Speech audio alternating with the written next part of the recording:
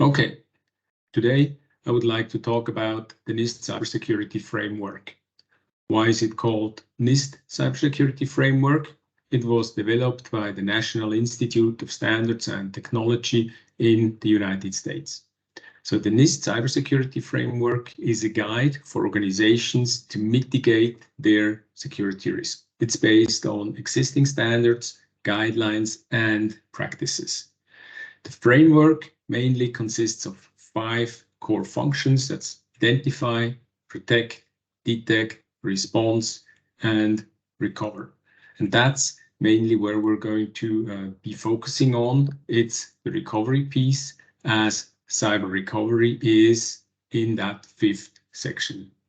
So in the identify part, it's about asset management, it's the business environment, the government, you do risk assessments, risk management strategy, all of that part is there. And then you have the protect layer.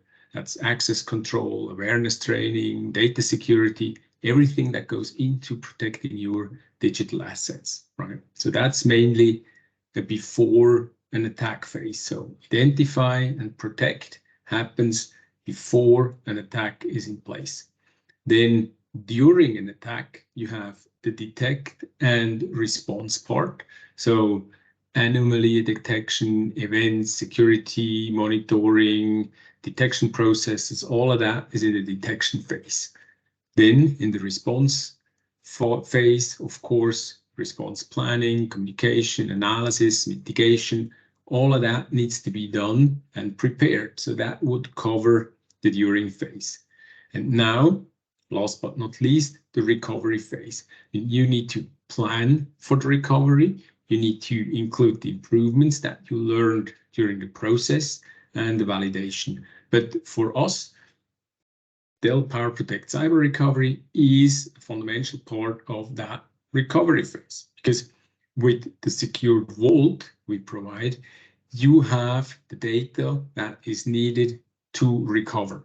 So a vault will not pretend to stop an attack, or it cannot detect an attack early on in the process. But when the attack happens, you are sure you have a secure golden copy of your data, and the attack cannot spread into the vault. That's why the air gap is there.